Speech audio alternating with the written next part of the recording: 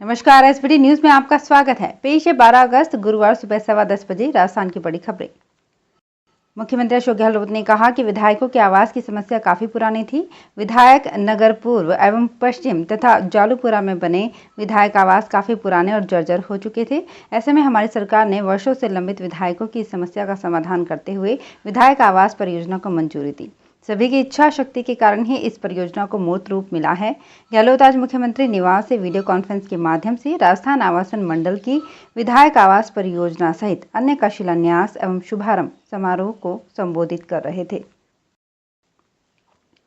राजस्थान के मौजूदा सांसद विधायकों के खिलाफ दर्ज 57 में से 22 मुकदमे 2 से 15 साल पुराने हैं। इनमें से 6 मुकदमों को 5 साल से अधिक समय बीत चुका है, लेकिन CID-CB उनको नतीजे तक नहीं पहुंचा पाई है। हालांकि सुप्रीम कोर्ट सभी राज्यों को कई बार ऐसे मुकदमों को 1 साल में तय कराने का दिशा निर्देश जारी कर चुका है। इंडियन स्पेस रिसर्च ऑर्गेनाइजेशन के अर्थ ऑब्जर्वेशन सैटेलाइट की लॉन्चिंग फेल हो गई है। इस सैटेलाइट ने श्रीहरिकोटा स्थित सतीश धवन स्पेस सेंटर से आज सुबह 5:43 पर उड़ान तो भरी, लेकिन तय समय से कुछ सेकंड पहले ही तीसरे स्टेज में गड़बड़ी आने से ये ऑर्बिट में स्थापित नहीं हो सका। तकनीकी दिक्कतों के चलते मिशन कंट्रोल सेंटर को सिग्नल और डेटा मिलने बंद हो गए थे। इसके बाद इसरो के चेयरमैन के सिवन ने बताया कि मिशन पूरा नहीं हो सका। राजस्थान के मुख्यमंत्री अशोक गहलोत ने राज्य सरकार द्वारा शुरू की गई मुख्यमंत्री चिरंजीवी स्वास्थ्य बीमा योजना में सभी पात्र परिवारों को घर घर सर्वे करके जोड़ा जाना सुनिश्चित करने के निर्देश दिए हैं। गहलोत ने कहा कि इस योजना का उद्देश्य राजकीय अस्पतालों के साथ साथ लोगों को निजी अस्पतालों में भी बेहतरीन स्वास्थ्य सुविधाएं निःशुल्क उपलब्ध कराना है। उन्होंने निर्देश दिए कि घर घर सर्वेक्षण के माध्यम से सभी पात्र परिवारों को इस योजना से जोड़ा जाना सुनिश्चित करें। गहलोत बुधवार को मुख्यमंत्री चिरंजीवी स्वास्थ्य बीमा योजना की समीक्षा कर रहे थे। पूर्व मुख्यमंत्री वसुंधरा राजे बुधवार दोपहर बाद हेलीकॉप्टर से धौलपुर पहुंची। वे सीधे पुलिस लाइन में उतरी, जहां जिला कलेक्टर RK जायसवाल तथा पुलिस अधीक्षक केसर सिंह शेखावत ने उनकी अगवानी की। इस दौरान काफी संख्या में लोग मौजूद थे, जिनसे राजे ने मुलाकात की और हालचाल पूछे। हालांकि इस दौरान वर्तमान भाजपा पदाधिकारी कम ही दिखाई दिए, जबकि राज्य समर्थक भाजपाई तथा अन्य लोग हेलीपैड पर दिखाई दिए। राजस्थान में बेरोजगारों के लिए खुशखबरी है। राज्य के स्वायत्त शासन विभाग ने निकायों में 128 पदों पर भर्ती विज्ञप्ति जारी की है। इनमें सहायक नगर नियोजक के 49, वरिष्ठ प्रारूपकार के 79 पदों पर सितंबर के दूसरे सप्ताह में सीधी भर्ती प्रतियोगिता आयोजित की जाएगी।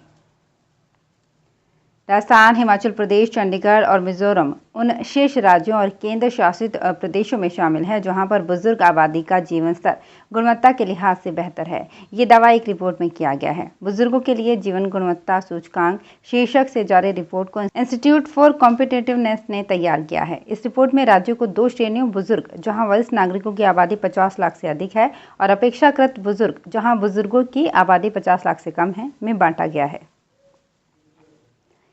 कोरोना की तीसरी लहर के लिए सबसे बड़ी वजह माना जा रहा है डेल्टा वेरिएंट ज़्यादा खतरनाक होता जा रहा है। एक्सपर्ट का दावा है कि वैक्सीनेशन के बाद बनी हर्ड इम्यूनिटी भी इस वेरिएंट को रोकने में नाकाम लग रही है। वैक्सीनेशन के बाद भी लोग इसकी चपेट में आ रहे हैं। ऐसे में संक्रमण कब तक रहेगा, ये कह पाना मुश्किल है। भारत में तीसरी लहर का खतरा भी डेल्टा वेरिएंट की वजह से ही है। RAS भर्ती के लिए साक्षात्कार में 20 लाख रुपए रिश्वत देने के मामले में जोधपुर के निवर्तमान जिला प्रमुख पूनाराम चौधरी से भ्रष्टाचार निरोधक ब्यूरो ने बुधवार को लंबी पूछताछ की। ACB ने चौधरी का मोबाइल जब्त किया है। ACB के अनुसार प्रकरण में गिरफ्तार 3 आरोपियों से जांच व पूछताछ में जोधपुर के निवर्तमान जिला प्रमुख पूनाराम चौधरी की संदिग्ध भूमिका सामने आई थी। तब से वो भूमिगत हो गए थे। मोबाइल भी स्विच ऑफ कर दिया था। जोधपुर के रातानाड़ा थाना के अंतर्गत गोल्फ कोर्स क्षेत्र में चबूतरे पर बैठी वृद्धा के पांव छूने के बाद पता पूछने के बहाने एक युवक ने गले में झपट्टा मारकर 2 तोला सोने की चेन लूट ली और मोटरसाइकिल पर साथी के साथ भाग गया।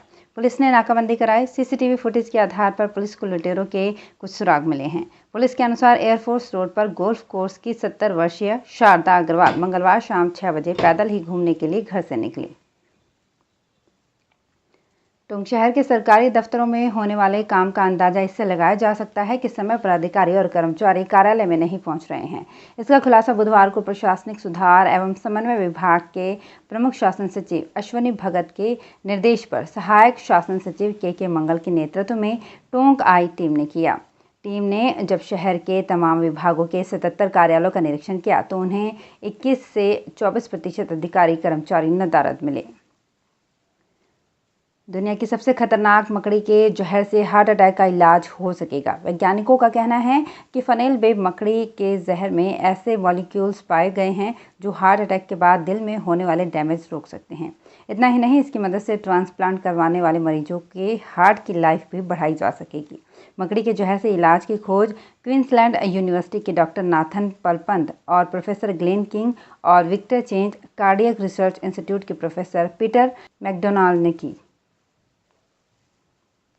बाड़मेर जिले में बालकों के साथ बालिकाएं भी शिक्षा को लेकर जागरूक हैं। आधी आबादी का प्रतिनिधित्व करने वाली छात्राओं में पढ़ने की ललक तो है, लेकिन सरकार का ध्यान नहीं है। इस पर बालिकाएं बीच राह में पढ़ाई छोड़ने को मजबूर हैं। स्थिति ये है कि जिले में प्राथमिक से उच्च माध्यमिक स्तर के विद्यालयों की तादाद 4500 से ज़्यादा है, लेकिन बालिका विद्यालय का आंकड़ा 100 को भी नहीं छू रहा।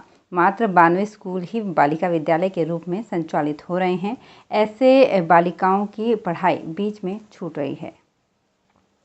भारतीय उद्योग परिसंघ यानी CII की 2 दिन तक चलने वाली सालाना मीटिंग बुधवार को वीडियो कॉन्फ्रेंसिंग से प्रधानमंत्री नरेंद्र मोदी ने इसे संबोधित किया।